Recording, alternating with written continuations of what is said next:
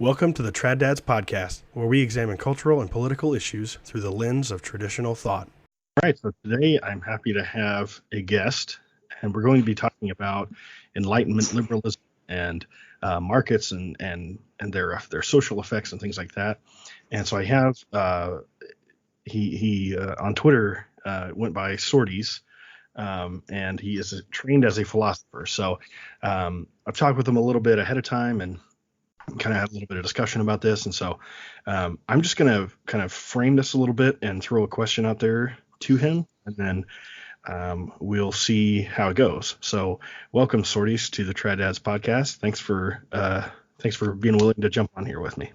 Hey, thanks for having me on.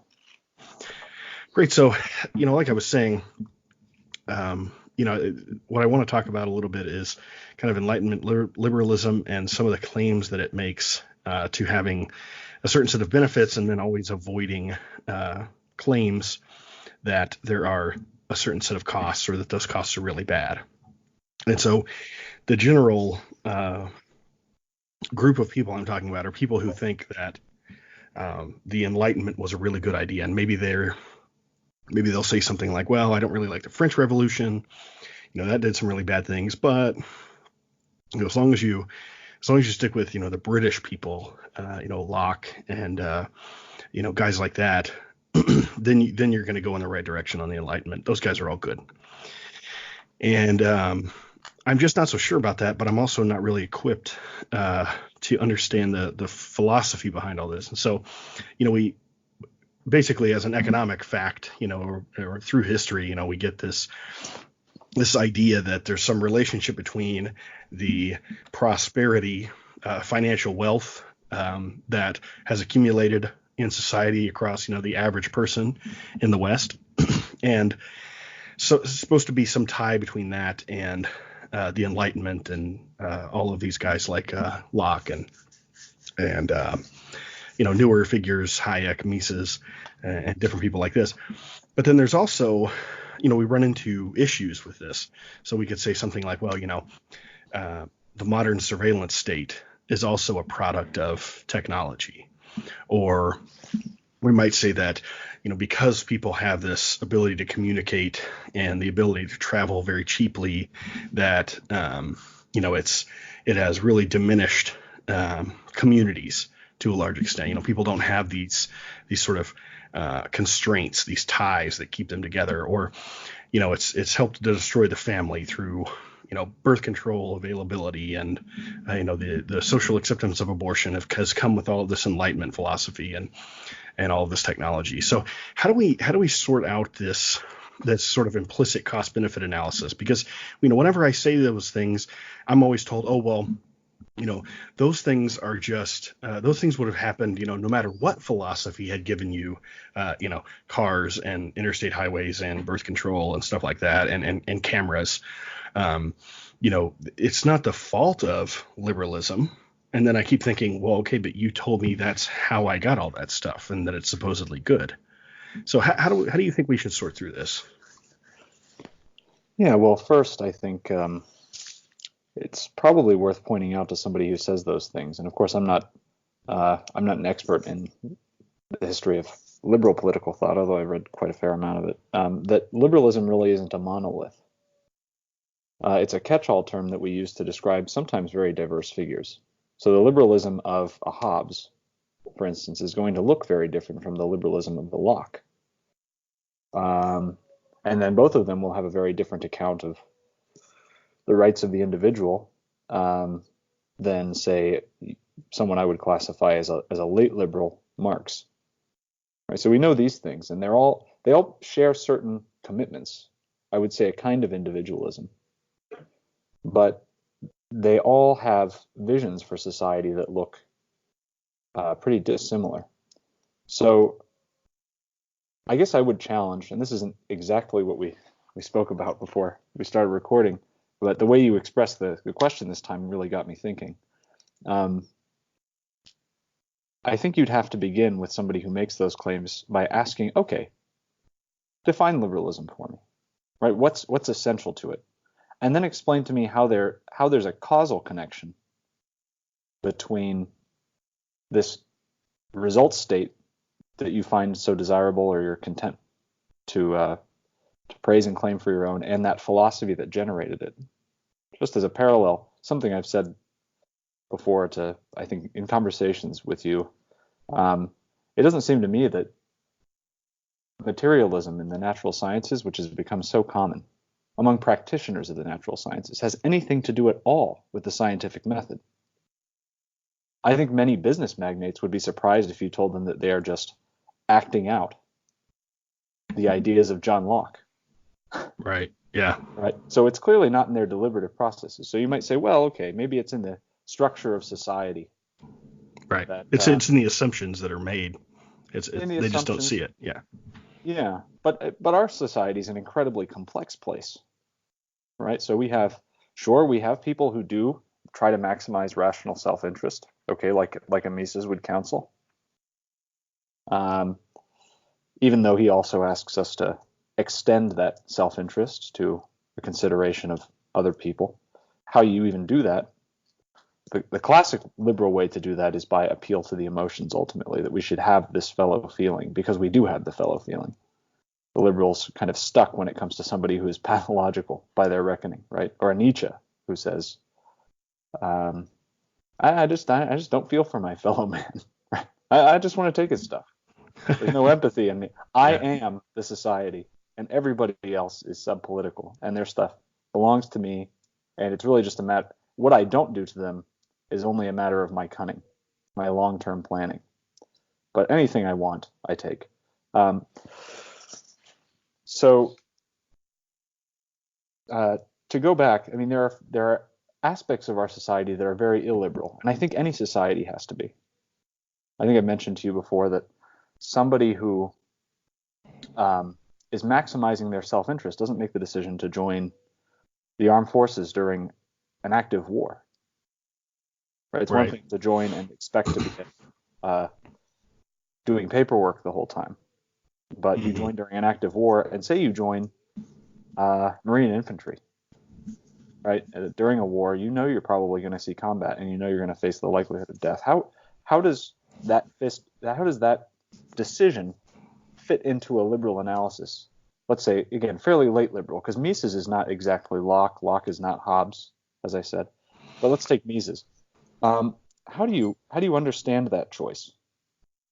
Somebody deciding that they're going to face death, and often do die, often enough, for the sake of their country. I mean, can you put a price tag on that, really? Right. Or I think the liberal would have to say, the consistent liberal in the Mises tradition would have to say they're kind of an irrational consumer of the goods that government provides. The rational consumer should say, hey, there are these people who are willing to die so that I'm safe. Let them do it. Yeah. Anybody but me. Yeah. Well, yeah. Right. On their analysis, it would be irrational, I think. Right? Because there's no way to be compensated in kind for what you're putting in. Right. No way. Right.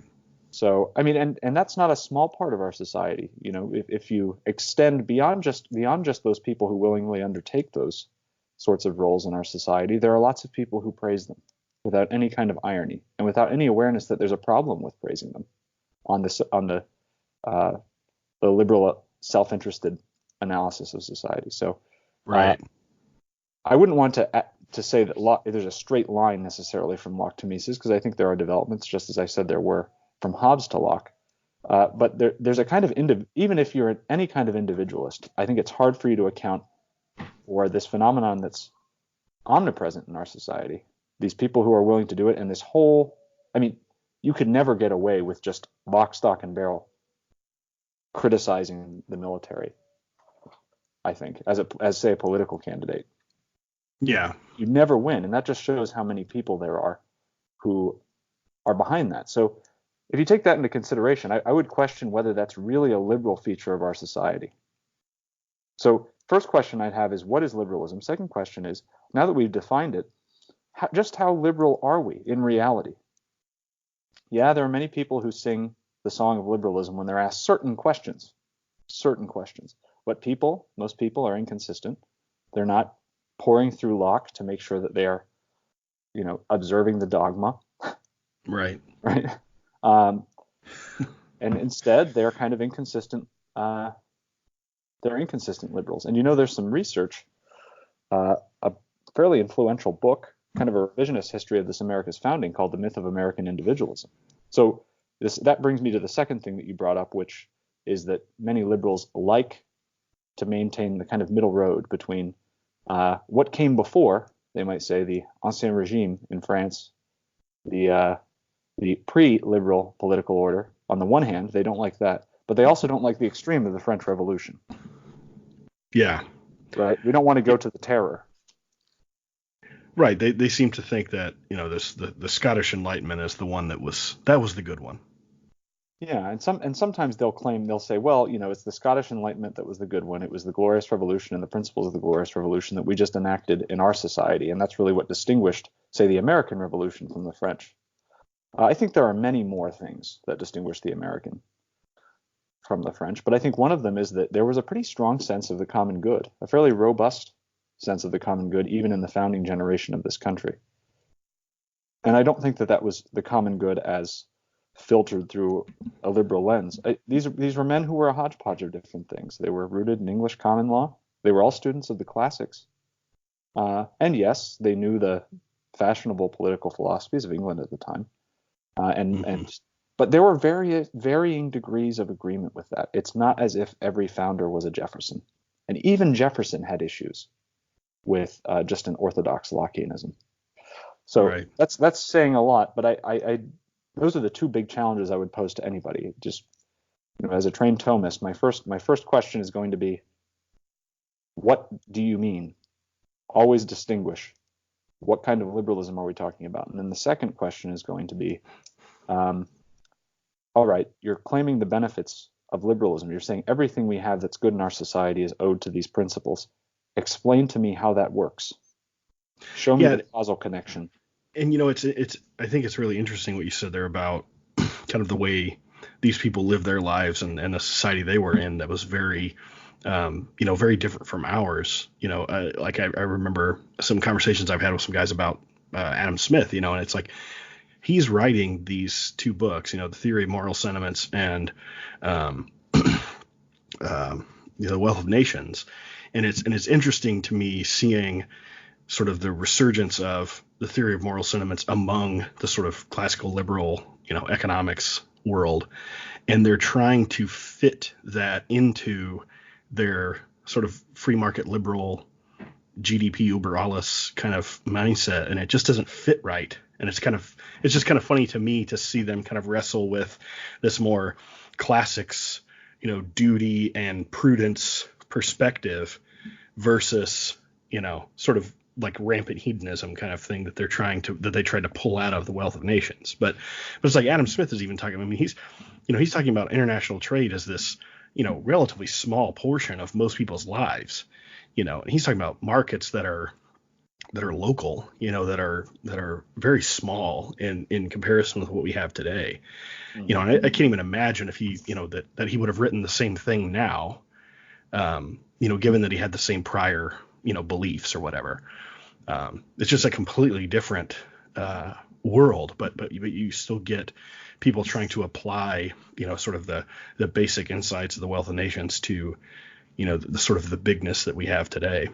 Yeah, and it was a largely agrarian world. If we take, for example, somebody like Jefferson, again, somebody who's a figure he's deep into those early sources of political liberalism, but his society was totally agrarian, and the same is going to be true of Adam Smith, right? It's mostly an agrarian society, and I don't get the sense from what I know of Smith. I mean, I've read some of The Wealth of Nations. You'll know him much better than I do. But somebody like Jefferson, he wasn't at all unhappy with a largely agrarian society. He actually had arguments in his personal writings and in his letters for why that's a preferable arrangement for the kind of citizen body that he wanted to create. So that's opposed to centralized production. You can't have both of those things, right? A largely agrarian society with citizen farmers who are also trained in the arts of war, right? Right. Yeah. The natural aristoi, the natural excellent men that Jefferson hoped our system would identify and elevate to higher offices, Right. came from farmsteads in his mind. He wasn't upset about that. He didn't want to change it. And I think it was Franklin who said that it's unhealthy for a nation when it imports more than it exports, which is very Hmm. interesting. Right. That's entirely absent, I think, from this later line. But what you've pointed out basically is that a lot of liberals, in claiming all the good things that have happened in this country, will project the liberalism du jour, right? The latest iteration on all of these disparate figures. So my point about liberalism coming in a variety of different species, sometimes making contradictory claims, kind of disrupts that picture that it all comes from just one thing. And that's before we even get to the consideration of whether it's really liberalism that, say, inspired the discovery of locomotion or something like that, right? Or inspired the discovery of penicillin. Uh, I don't see any evidence for there being a eureka moment Yeah. after reading Locke or something like that. Yeah, and it is interesting because I know you get different arguments for how this, supposedly how the Industrial Revolution started, and one of them is that like people just decided that they were okay with middlemen. They were going to praise middlemen now, and I just I don't know. I don't see how that was necessarily this big thing because I mean certainly we had I'm reading a book called The Collapse of Complex Societies, and you look at at different periods of time in the last 4,000 years how certain levels of technology have existed, and it didn't happen to be the right time for certain things to be discovered like penicillin, and Sure. it just it's I mean some of these things and I've heard people say that the fact that we had factories become built a certain way with like kind of a central power plant, that got drawn from, the outside edges of the factory rather than having, a small electrical motor based production system was just, one guy had, more favor with the government than the other guy did. And that's just what you got. Yeah, if we're talking about discoveries in the last 50 years in particular, the last 70 years in the university system, a lot of that was through government subsidy. So that disrupts this whole picture that ingenuity only happens where the market is allowed absolute free reign. No, a lot of the most significant discoveries, even those affecting quality of life, even those ideas which then later get appropriated by the market, a lot of pioneering took place because of government subsidization, strongly directed market, right, during part of the Cold War. Um, Yeah. so uh, I want to say But see, something about but I think, technology generally. I think that when people make this case, they don't extend their vision for technological development far enough. Yes, our technological development's been very rapid in the last 100 years, although you also have to be clear about what your metrics for that are.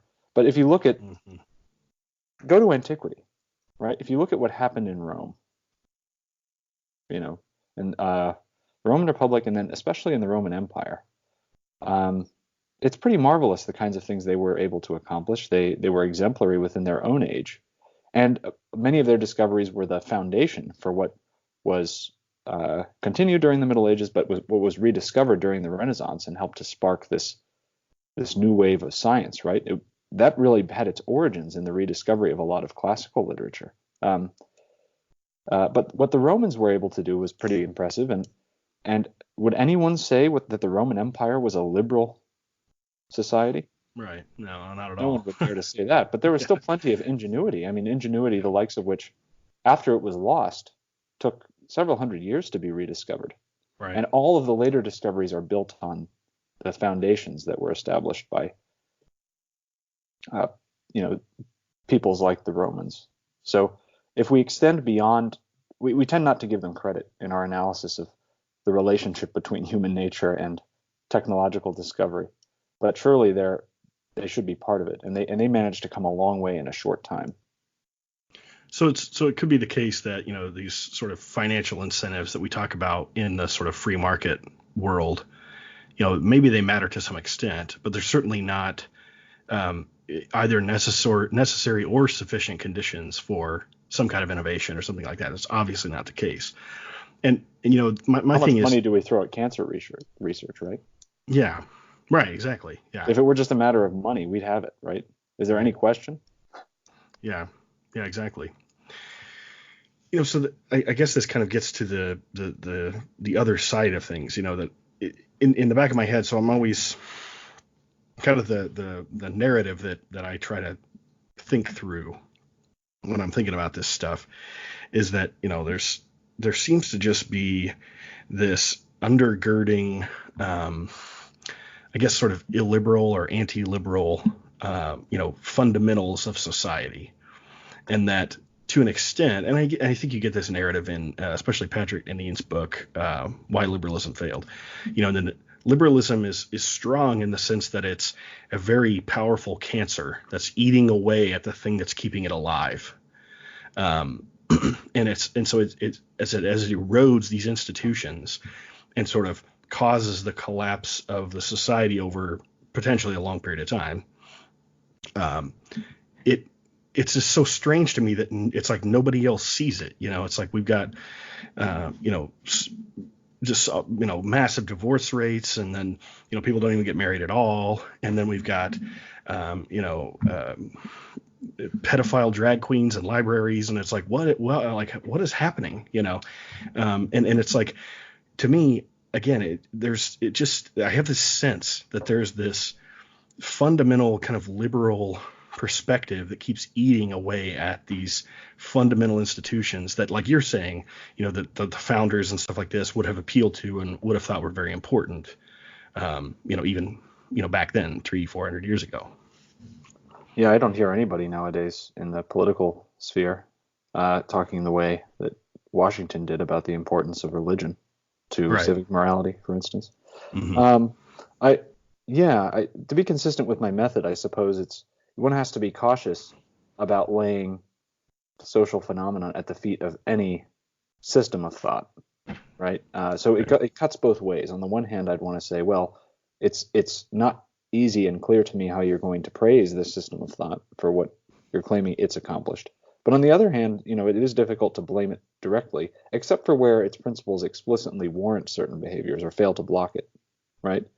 Sure. Um, yeah. So you brought up a lot. I mean, there's from divorce to the library drag queens. What I want to say just very quickly though is that I don't I don't want to straw man the apologist for liberalism, because here's something they say that I think just is true. Where there's competition, there's likely to be more ingenuity. I think that is true. I just think Hmm. that the danger with especially this later state, Austrian economic school is to focus only on or primarily on economic incentives and to discount other kinds of incentives that have mattered in some cases a lot more to some people, like honors, Right.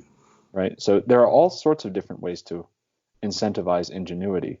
Um, and one of them is just uh, monetary, but there are many others, and I know that a number of them do acknowledge that at least. But it seems like their focal examples of incentive almost always come back around to something tradable, or it's not clear what the exchange value of honor exactly is. Just Well, esteem. yeah. I mean, I think part of that you can blame on the Germans for, professionalizing academia and forcing everybody into these very narrow, fields. I mean, like, for me, Sure. it's, I'm an economist, so, it's the only thing I can think about, right, is sort of, utility maximization and trade-offs, and that's the toolkit I have. So, Although you we're know, living through an age, as you've told me, that we're trying to do more interdisciplinary research and trying to mhm, connect principles. So I think that's a good trend. It has to be done yeah, right, but I think that at least is motivated by some good concerns. And I want to make a further claim about competition. I do think that markets on a certain scale do encourage competition. So even those financial rewards for a significant number of people do encourage ingenuity. So they right. encourage competition. Competition encourages ingenuity. Not unconditionally. Is there a time when competition can become toxic to ingenuity? Sure, I think so. If everybody's focused only on winning and not on doing a good job, I think we've experienced that in our own lives where we've seen people do a poorer work than they otherwise would. So some of Yeah. this boils down to um, sussing out the psychology very carefully. But I think those general claims do hold. So I'll give that to the apologists for liberalism. And I don't want to say that markets are altogether bad, because I'm not. I know you're not some kind of market abolitionist. It's just a question of where markets properly fit in human life. But Yeah, yeah. yeah, go ahead. It was funny when you were mentioning, the founders and Jefferson and all of this, and I just kept thinking of Tucker Carlson, and it's like he's flat out said, he's like, I'm not a populist. He's like, I'm a, I'm an elitist, but he's like, when something goes wrong with the elites, you get populism, and so he strikes me as somebody who seems very, like, if I were to go back and shake hands with Washington, I feel like he would be a lot like Tucker, in the sense that and Tucker has said, like you're just saying, a second ago there, we don't, we're human beings. We're not here to serve markets as some weird, anthropomorphized god. They're just a tool for us to use. And I mean, you would not believe how incensed that makes, people in my profession, when you say that, well, markets are just a tool. I mean, they just absolutely, their heads explode.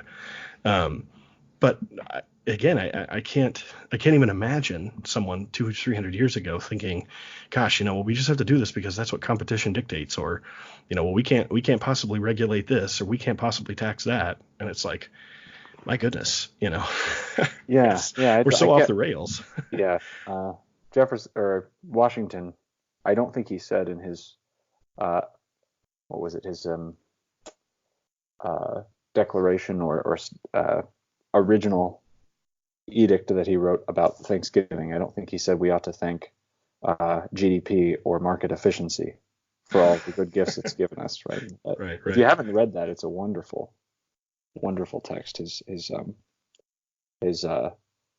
I guess his establishing the national feast, which belongs to him. I'll mention. Side note, because the American executive is so heavily modeled on the Roman executive, and that was one of the things that, at least in Caesar's Uh, case, belonged to him because he was pontifex. But anyway, right, right. and consul. So a little.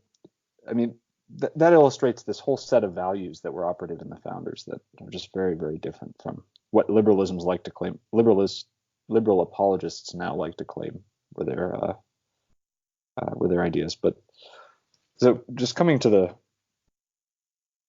back to what you were saying about divorce and other social ills.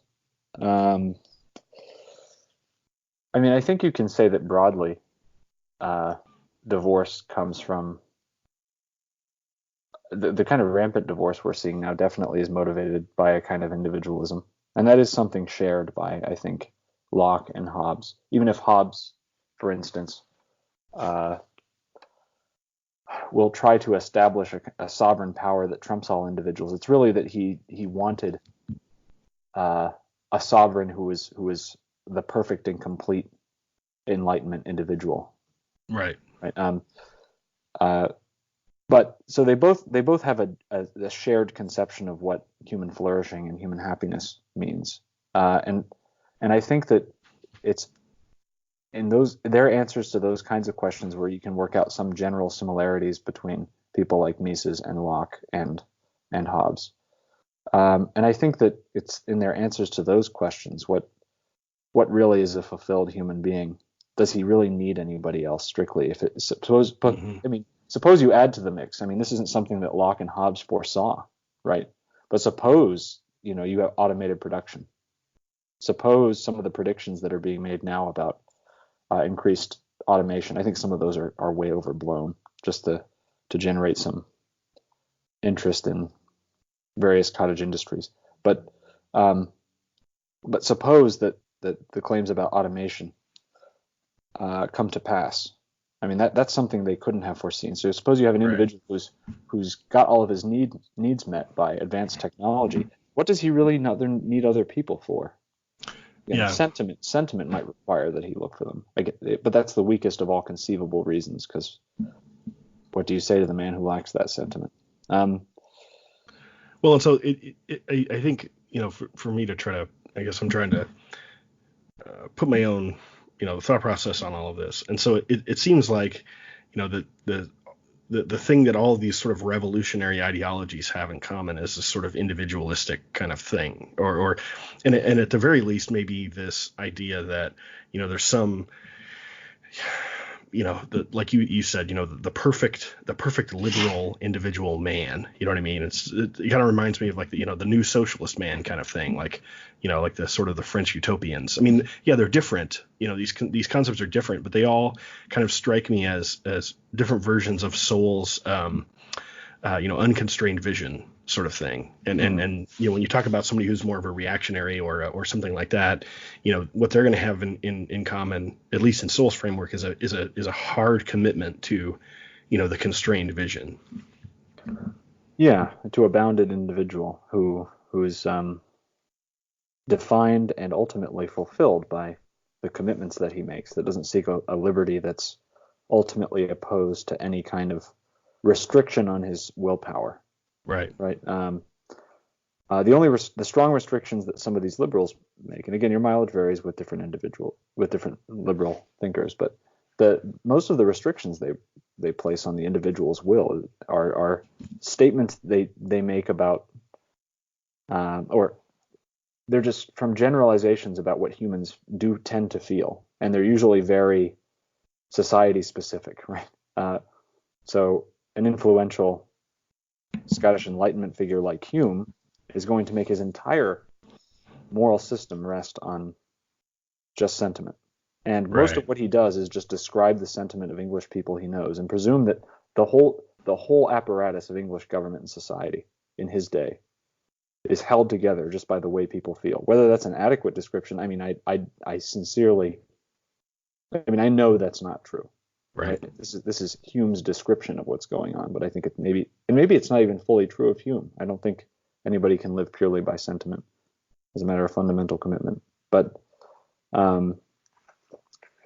this is the tendency of liberal thought to boil down associations between men as associations either of kind of sympathy, empathy, or utility, right? Rather than friendship as conceived by the ancients and as by illiberal thinkers down through the ages, right? That friendship which seeks fulfillment in ultimately non-economic things, not in just individual advantage, but in seeking a good that's imminently shareable with one another. So I think that it's failing to have that vision of these shared goods, of things like the value of virtue as preeminent. There's this passage in Locke, in his I think it's in the second treatise, where he says, disputes about the ultimate good he compares them to disputes about preference with different kinds of fruit or something like that, right? He says that it's a meaningless question, and I think that if you're going to find a common thread in liberalism that I think generates a lot of the problems, like divorce down the line, like a denial of nature, which produces some of the other stuff you mentioned, right? I think the common theme is failing to see the universe as ultimately having a purpose, failing to see humans as having a purpose, specifically their will, that the human will is good for something and should be used a certain way and not other ways, and that true freedom consists in the right use of the will. I think those are all claims about which any liberal gets squeamish. Although again, maybe you'll find somebody who just calls themselves a liberal and is fine with the classical answers to those. Which gets back to your defining things. And all that. But I do think that for those great figures in the history of political theory, a caution about those wanting to create room for individuals to come up with their own answers to questions about ultimate fulfillment. I think that's the common thread. So a values pluralism in the end game is, I think, where liberals kind of come together of various stripes. Right. Yeah. Yeah, and it just sort of smacks of a kind of relativism, at least from my point of view. I don't know. Yeah, I mean they tend to sneak in hard values through the back door, right? So and really the efficiency stuff is just bringing in a false idol. Yes. A replacement idol for the lack of strong moral convictions. Oh yeah, I've been saying that I mean, for a few years now. That's like that supposedly, every time someone tells me, oh well, that's not, that breaks an economic law, and it's like, no, it's just the background assumptions that you want me to make, I'm not making, and you're angry with me about it. So Sure. Yeah. yeah. I Well, think you know that's what? right. Yeah. So I appreciate it, Sorties, and I think this has been a good conversation. And so, if you have anything else you'd like to wrap up with, I would love to hear it. But other than that, I think this has been great, and I appreciate your time. Yeah, I've been glad to be on here and to talk with you about these things. As I said, just a final disclaimer, I guess. I'm not an expert on the history of the Industrial Revolution, Sure. and I lack the uh, economic knowledge of our esteemed host. But I do know some of these figures pretty well. And one thing I'll mention very quickly, uh, even the defenders of liberalism, of different kinds of liberalism, or even people who belong to the Enlightenment tradition broadly, attest to the different elements, the fractures within it. And there are disputes about who's liberalism, who's Enlightenment. The book that I would mention, or at least the idea that I'd like to mention that would illustrate this well, is The Three Waves of Modernity thesis by Leo Strauss. Okay, so broadly a man of Enlightenment sympathies. He was a scholar of medieval thought as well. I think he started with the medieval Arabic philosophers. He started with political philosophy, people like Al-Farabi. He studied Maimonides. But he was interested in contemporary politics, right? And he's had a lot of influence in certain places in academia. His students can be found in the political science department of Notre Dame, for instance, and they're very influential there. But all over the place, not just there. But anyway, he distinguishes different movements within modernity, right? So there's for him, you have a kind of early liberalism, a kind of middle liberalism, and a late liberalism, and he doesn't see them as necessarily flowing from one, or well, he does actually. So he sees there being a kind of continuity from one to the next stage, so that you can draw a kind of straight line from the liberalism of Locke to the revolutionary liberalism of, let's say, the ellipsis, the continued, right? The present day kinds of revolutionary liberalism that we find. Right. And plenty of his students attack this thesis, right? And they want to say, well, one doesn't follow strictly from the other. He's right. Many of them at least recognize that there are importantly different stages. So there's a fairly lively debate even among the apologists for liberalism. And then, of course, the latest revolutionaries. I mean, how many contemporary self-described liberals really even like talking seriously about the founding fathers, or how many of them just get overwhelmed by their antipathy toward slavery to really even be able to control their feelings toward them, to appreciate the good things they did and thought and said, right? Yeah, so that's it's kind like of historical rupture there. Yeah, it's like yesterday's revolutionaries are today's Girondins. Beware the guillotine will come for you too. So.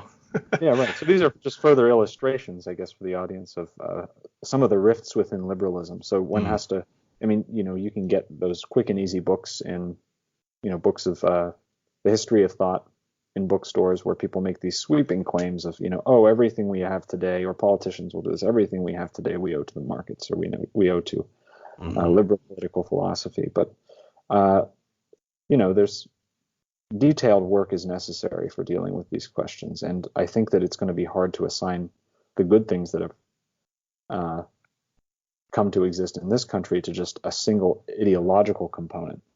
In fact, I think, thankfully, most of what's good comes from, I would say, less a matter of Enlightenment programming and more a matter of just the needs of everyday human life, coordinating over time and creating good institutions just as a matter of necessity.